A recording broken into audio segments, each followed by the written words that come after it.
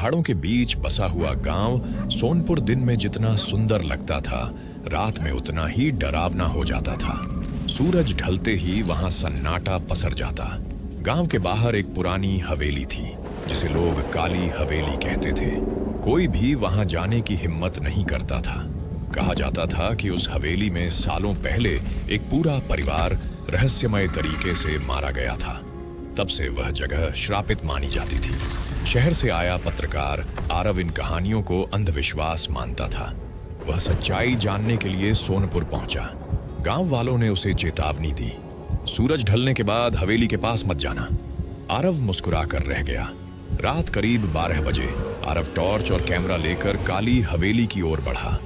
हवा अजीब तरह से ठंडी थी। हवेली का दरवाजा अपने आप चरमराता हुआ खुल गया। आरव के कदम एक पल को रुक गए, लेकिन वह अंदर चला गया।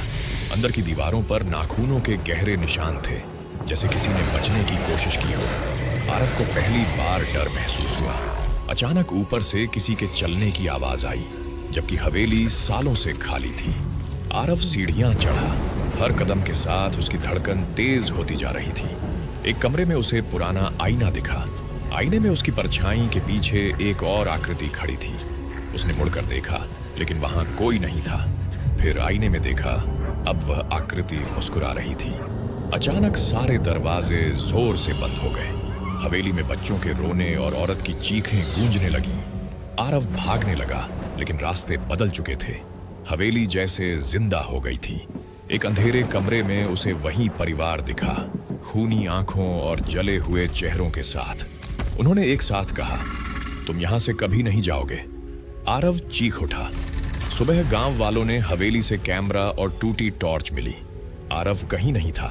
कैमरे की आखिरी तस्वीर में आरव खड़ा था, लेकिन उसकी आंखें बिल्कुल वैसी ही थीं जैसी उन आत्माओं की। उस दिन के बाद गांव में एक नई कहानी फैल गई।